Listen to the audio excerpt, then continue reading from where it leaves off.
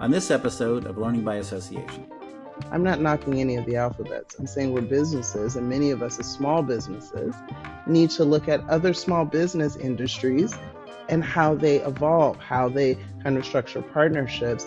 You know, there's that old saying, right? The nonprofit status is it's a tax code, not a business model, right? Right. Money makes mission.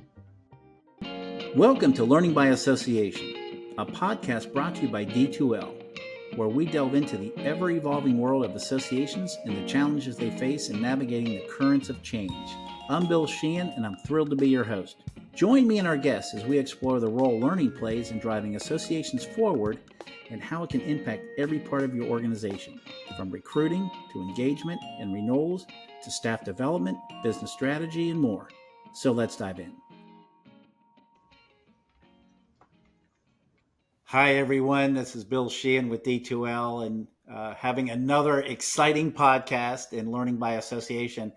And I have to tell you, I am beyond thrilled to have Artesha Moore on. It has been too long.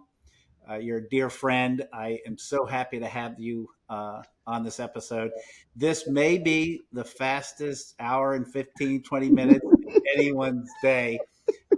But for those of you who don't know Artesha, she's one of the most wonderful giving persons I've ever met. But on her day job, she is the president and CEO of Association Forum. And you have had a wonderful background in the association space. And I don't want to steal your thunder, but you've worked with some excellent large organizations and had major impacts like AGU and APEC. But I don't want to steal your thunder. Artesha, welcome to the show. And if you could just give us a little bit of background on how you got to where you are today, that would be great. First, thank you for having me back. This is a fantastic opportunity to sit with my friend, and I'm going to try to keep it professional because we are friends, right? We're going to go all over the place. Hi, everyone. I'm Artesha Moore, and I am the CEO of Association Forum. I'm one of the rare people that call themselves an association professional. I've been doing this for over 25 years, and so I look young, but I've been out here grinding.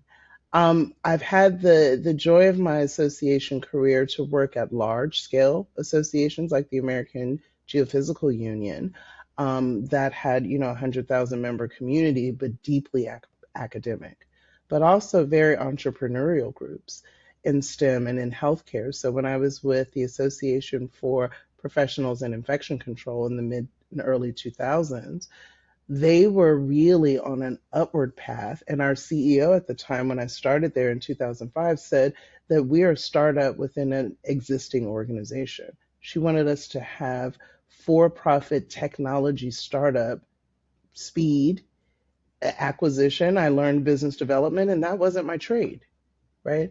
So, but even before that, I was with the National Society of Professional Engineers. Very interesting model. I was an internal consultant, and I went on the road for their 100 or so chapters, but really the 53 state societies.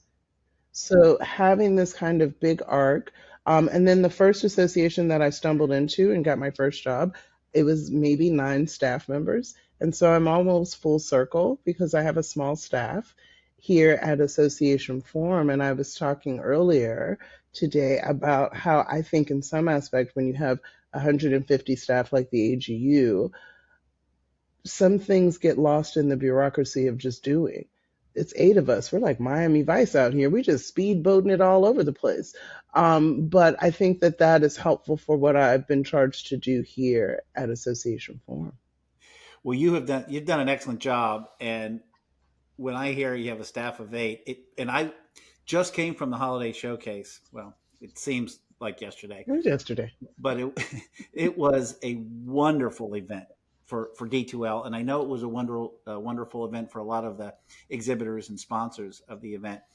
And to me, it kind of helps solidify 2024 as being, and I might be looking through rose-colored glasses, but I thought the association community is really starting to get back into the old pre-COVID type of offerings where you have on-site meetings, in-person meetings, a lot of networking. I will tell you, and I'd like to chat a little bit about this, because I think what you're uncovering or what you're doing at Holiday Showcase, other associations can really benefit. The blend of the educational sessions that you had, plus the networking events to allow the suppliers to meet with some of the Hmm. association staff, and I'm speaking from D2L's perspective, I thought was second to none. And that's not easy to do, particularly when some of the events are spread out throughout the hotel. Hmm. You did an excellent job of bringing that together, and with the staff, and I know it was 8, but it seemed like 50. You got the customer service you guys provided was excellent, and I think for the attendees, that is huge. But you really are onto something, and how you're really bringing content together in a very networking type of vibe. And what I mean Hmm. by that, throughout the whole event, there wasn't this this arm's length of, I don't want to go talk to these exhibitors because I know they're going to jump on me. There was none of that. Hmm. Very open. So I'm just curious, and I know as a leader and the CEO of an organization, it starts at the top, Hmm. and you're very good about going around and saying, how's it going, who do you want to meet, let me see if I can make some introductions. You found me on the floor to thank me for speaking there, and that means a lot to exhibitors. What's your mentality when it comes to those events, for us exhibitors? What do you want us to, the attendees and the exhibitors, to walk away feeling? Connection, period. So let me start by saying shout out to the board of directors of Association Forum. The business strategy was about these pillars of community and content and connection. And for us, community is also exhibitors and sponsors, and right, you're not the funders. You're part of the community. Many of, like you, have been around for decades. Many have been on the side where I'm sitting right now, working at an association before they go with the heart and their knowledge to help the supplier side help us do our work. So at the forum, I've been in a lot of organizations where the funders were separate. Give us the money and let us do. Well, in order to do and lead this turnaround, I actually went to our exhibitors first. I said, what is it that you love about the forum? I know what our members love. Here's what they're saying. How can we meet in the middle? So, one of my big philosophies, if anything, is that I look for a 4 times win. And that is important. That's something that I brought to the forum. In 2021, I was lucky enough to be inducted into ASAE's class of fellows, and that changed my life. I mean, it just did. Me, I'm not even as learned as the rest of them, right? Like, I'm just not. I don't And I'm know. outspoken, and I wasn't even a CEO at the time. So to be selected as a fellow was huge for me, right? That also validated that I wasn't a anomaly. I was in the space that I was helping others. But once that happened, everything that I do now is about making sure that our career industry advances, not just the forum, not just D2L as a partner, not just the member who's there, giving them a valued experience, service at all levels. I'm also a deep cynic, as you know. We'll get into it. And so I hate sitting there with talking heads, and we've spent thousands of dollars as an attendee, and I can't do none of this stuff when I get back to the office. Where they do that at? So I would say to our folks, I don't pick any of it, people listening. I don't pick the content. I don't pick any of those things. I pick the Avengers that are my team, and they deliver. But they're going to deliver top quality, top service for all of the touch points. So thank you for that feedback, because to us, that means that you all and our members are doing, I think the thing that changed my career for real was relationships. And so that's what we're about, really high level content that's usable in spaces that are interesting and unique design and relationships. And that's what we want people to leave with. Yeah, and I want to touch on something, because I think COVID helped, uh, I guess, speed this up, for lack of a better word. And I've been in the association business 38 years, and there has been times, and I've been both an association executive and a supplier, and there's times where there was just a bit of discord between the suppliers and the association staff, Hmm. because I think there was just some bad actors out there that were very aggressive, and they kind of gave all of suppliers this aura of being, very aggressive, not understanding the association space. You just want to sell your product and move on. And I think COVID helped change that a little bit. And here's what I mean by that. And I'd love to get your opinion on this. If the association world is becoming, more interconnected, I think for the first time in association history, and again, this is just my opinion, that everybody was in the same boat at the same Hmm. time with the same problems, right? Hmm. Associations, sometimes all verticals of the industries are not affected by economic downturns, right? They're not affected by other types of issues that may hit the economy. But COVID affected everybody. And I think what happened is, prior to COVID, the supplier community, the exhibitors, they always wanted the associations to be successful. How can we help you? But I think during COVID and after COVID, we needed you to be successful Hmm. because we relied on you for our growth. But I think what happened is that the supplier community could actually provide not only resources, such as time and money, but also some intellectual capital, right? Because a company like D2L, for example, is talking to thousands of associations involved in learning. So we can bring some experience and some knowledge transfer, Hmm. to associations who are either trying to get into that. Do you see that now, that there's actually a more harmonious type of relationship now in the community? I hope. Yes, I do. Yes. I'm going to come at it from a couple of different sides. One is from the demographic shift. So, yes, I would say right before 2020 and COVID and the pandemic did impact all of our pocketbooks. My grandma would say our pocketbooks, right? All everybody's pocketbook was messed up. But really, it started to shift in 2018. It's like a blip. More associations were hiring non traditional association CEOs because their boards were saying we want to digitally transform, or we want to shift in the marketplace, we our industry needs to be modernized or future. So they brought in a lot of business leaders into associations. So that happened right around started 1819. Then 2020 happened, and all of us had to really start to innovate how we did business. We were all in it together, so our supplier partners and us. But now we have I would say, a critical need to innovate truly. Our meetings are blown up. We don't have the tech because we haven't invested in that for years. So now we need some partnerships and some thinking. I will also say, when you started to say, that our partners can aggregate kind of informations across associations, Bill, like I know, I'm just going to tell the truth to the people now, that I don't really care what other associations are doing. I always think about, what is Elon doing? Maybe I shouldn't say it like that. What is the for-profit person doing? Because that's how, in my 20 plus years in associations, I'm not knocking any of the alphabets. I'm saying we're businesses, and many of us are small businesses, need to look at other small business industries and how they evolve, how they kind of structure partnerships. And that's one of the things that I'm blessed to say here at Association Forum and in our board.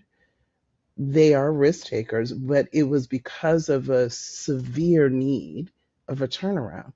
We were losing hundreds of thousands, like many associations were. It wasn't just that our partners wanted to, the partners also, unless you guys have a vault that I don't know about, D2L, the partners also have constraints. They have an ROI that associations don't always understand, association leaders. Well, Bill is my friend, and he came to the reception, and Bill has a boss. Bill has a boss, has a board. And so as we start to look at things, I'm always very interested in, what is it that you dream about that your board is dreaming about? Because maybe we're all dreaming about the same thing. Mm-hmm. And that we could bring interesting conversations for me as a secondary society to expose association leaders to new ways of thinking, things that maybe are radical that the board would never go for it. Well, now they're going to be open to it because we're trying all kinds of things to keep the associations aligned with what their missions are for. It isn't to make money at the meeting. That's not what the mission says. Maybe it is. If it does say that, please send it to me because I want to see it. But I don't think so. We're the business of the heart, the industry of the heart, the industry of the future, meaning certification and valuation of people and really coming up with curricula and competency models and those particular things um, are aligned for the future, not for the present. But in order to do that, we got to make money. Yeah. And that's, there's that old saying, right? The nonprofit status is it's a tax code, not a business model, right? Right. And Money makes mission. it does. It does. And you've touched on something, and I think you've been very successful at this, because I have met several of your board members and interacted with them, and they're great. They have a lot. I won't say they have the same amount of energy and intellect and contagious nature that you have on getting everyone on board, but I do think that board is so critical in Hmm. making sure that the association is kind of moving in the direction that they hired you to do, right? As a Hmm. leader of the industry, you have to really rely on that board to make sure they have your back, so to speak. And I think that really starts from you in building that board. And I think you're looking at those organizations and those leaders within those, in this case, associations, to be on that board. Is that something that's is that a difficult objective as a leader for an association? How do you build that board and it takes time. I know it takes It time. does. It does. So I'm gonna, because my situation right now is very unique. So I'm going to take it actually back to both the AGU and to APIC, because I was involved as a staff lead in changing the infrastructure of how it was done. So at APIC, what we did was early on in this very entrepreneurial CEO's time frame, and she had her sights on something that was a grand challenge: how to really get rid of infections. Hmm. Who thought that as an association of nurses? Like, we just taking on the whole, okay, let's go. All right. But in order to do that in the beginning, she had board members, not anything, but the culture was that these mostly women on the board were nurses by trade that went into an admin side of nursing, were crocheting in the boardroom. They had a very, not even a risk tolerance. I don't even think they understood what that meant. They didn't see the need for this huge investment that would pay off, and the relationships. We were doing deals with Clorox's global marketing team as a small 10-person size association, but she had sold a package for $1 million. And it was unheard of at the time. So what we did was worked with the board to say, what competencies do you need to lead? Business acumen and these things and such at the time. And then based on that work, I worked with the committee to re-engineer the application, the interviewing, the polling, the various pieces around the conflicts of interest, Hmm. the education, right? It took years, but then you start to see that a board in 5 year time, so I would say 2 to 3 years, we were having boards that were able to have conversations that led to starting a for-profit company, a small association that was only 10 million, $12 million. Who are you to start your own company? Right? But they understood those kind of things. So that was a wonderful example. It took years. I was there for 13 years to be able to see it change in a time frame of the type of conversations, but it started at the top. At the AGU, love y'all, beautifully academic. I came there. They had already, with Chris McEntee, was the CEO at the time. She's like, I don't know, like my Beyonce, like she just be out here doing things. But she had worked for a decade to work on that governance model to get the various pieces. But academia, you all know, maybe you can tell me some things. Academia sometimes is painful. because you've got a council of a committee to say we're going to put two periods in this sentence. What are you talking about? So it was a very beautifully advanced governance model that was brought down to painful screeching halts because of how academic frameworks and leadership are set up. There's a tenure mentality that happens in an organization, especially when you're 100 years old and you've got 100 million in reserve and you've got an endowment from the government and you've got these things. When you're like, again, where I am at Association Forum and the board is open because we were, unfortunately, during the pandemic, we were bleeding. We were bleeding like many small staff associations were. And we needed to do things radically differently. And they hired a CEO who speaks the truth. And one of the things that we say on our board over and over again is say the thing, even if it's uncomfortable. There are times that my whole body is sweating and it's not hot flashes, even though I'm of that age. Okay. Um, it's uncomfortable to hear their fears, but if you make it safe for everybody, the staff is in there too. I don't put the staff out to say don't say that because I no, they understand exactly what we're doing, how much money we lost. We didn't lose it this year, but and what we're trying to do. But we say the thing, and that has made a huge difference here at Association Forum, I think too. Yeah, and I wonder, and since you have worked on both large and small associations, I do recall back in the day and I mean back in the day, I mean the '90s, early 2000s, up into the mid 2015, 16, those associations that were big, and when I talk big, I'm saying an association that's, let's say, over $20 million in Hmm. revenue, Hmm. and it can go much higher. But let's Yeah. and that there was a tendency for associations to glide and be innovative at a very slow pace, Hmm. right? Hmm. Because they didn't want to upset the apple cart, right? Board's Exactly. happy, right? And Exactly. what was happening is, and I think that's where sometimes associations lose their reason for being really there to protect, promote, and advance an industry, and being on top of that wave to see the horizon and making sure that they're ahead of the technology curve and the like. But I think in the late 2000, around 18 and 19, and then when COVID hit, I think all that went out the window, and they Hmm. really started to have to think innovatively and move much quicker. And I think it helped the leaders who were looking at their board of directors saying, to your point, we need to tell you the best. This is getting bad. We're dipping into reserves now. We're going to have to Hmm. let staff go. We're going to have to stop some of our initiatives. And so you've experienced that on both sides.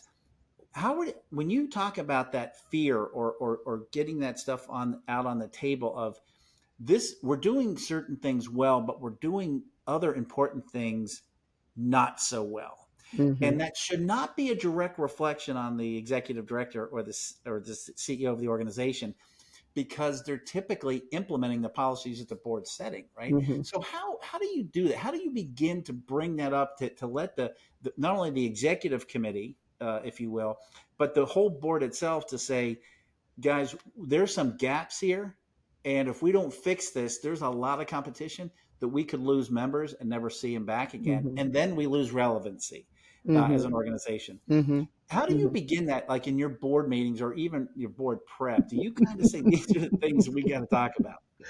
um, I tend to be verbose. So, first,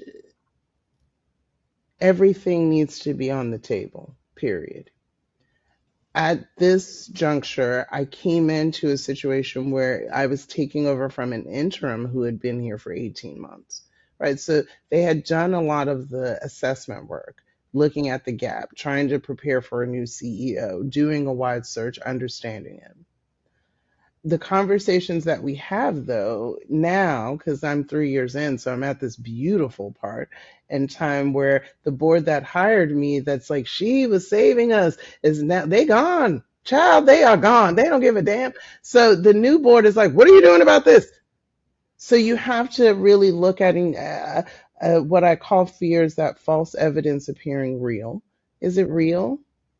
Then I do a Harvard Business Review did a piece, I think it was 2017, maybe 2015. And it was a video series and it was called The Five Whys.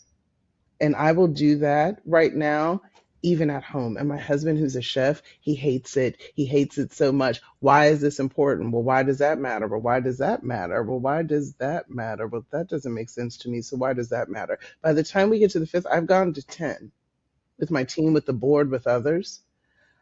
When we get down to the bottom of it, a lot of it is what you thought you knew but didn't know, what you heard from somebody else that wasn't there, right? Look at, or this other piece. I've always wanted us to do it this way. Why does that matter? Why does that matter? Or why does that matter? Well, if we get down to something that's tangible that we can do something about, then do it. So for the board here, the looking at the things, I came into a situation where they had an assessment, but I did do like most leaders. I did a listening tour. And so their assessment was really lofty in comparison to our brand reputation, partners, members, others. It was viewed as, not always, but it was viewed as a place where my CEO went, and maybe if my CEO allowed you to come, then you could come. Mm-hmm. But since I worked my way up from clerk, I was a clerk. And so for anybody on this call that is young and don't know, I used to have a dictaphone. And a dictaphone is a recorder with a bike pedal, like a pedal. And my boss was a lawyer, and she would talk in these headphones and scream at her kids, like, get off of that, Artesha, let her, blah, blah, blah. And every morning she would put these little tapes on my desk, and I would just type these letters up. That's what I did. I worked my way up to every level. Clerk, receptionist, manager, right, director, all the way up to CEO. So if we didn't change who was in the room of our learning, if we didn't change how we really invested in them, how would more Arteshas happen? If somebody didn't say, oh, well, you're smart and you can code, maybe you should be our database manager. I didn't even know what that was. Yeah. So I think that we need to be able to say the thing. I think that there's a lot of getting to the root of what the fear is. And then after my listening tour, I was able to say lovingly, here's what the world says right now about our industry. And here's what our members are saying and partners are saying about us. What do we want to do about it? And thank goodness the board said, we're hearing it, we listened. Let's roll up our sleeves and let's do it. We don't have a strategic board, we have a working board. They make phone calls, they get on the various things, they serve on the committees, they do the work too. So that's how we can have a small staff of 8. Next time on Learning by Association. This is where we gotta go, and this is what you're paying me to do and me and my staff to do. It really is, how do I position my organization to sell something that's so sticky that anybody would want to buy it, and stop competing with the old and your next alphabet. You've been listening to Learning by Association, a podcast where we delve into the ever-evolving world of associations and the challenges they face in navigating the currents of change. This episode was produced by D2L, a global learning innovation company helping organizations reshape the future of education and work. To learn more about our solutions, please visit www.d2l.com. And don't forget to subscribe so you can stay up to date with new episodes. Thanks for joining us, and we'll see you next time.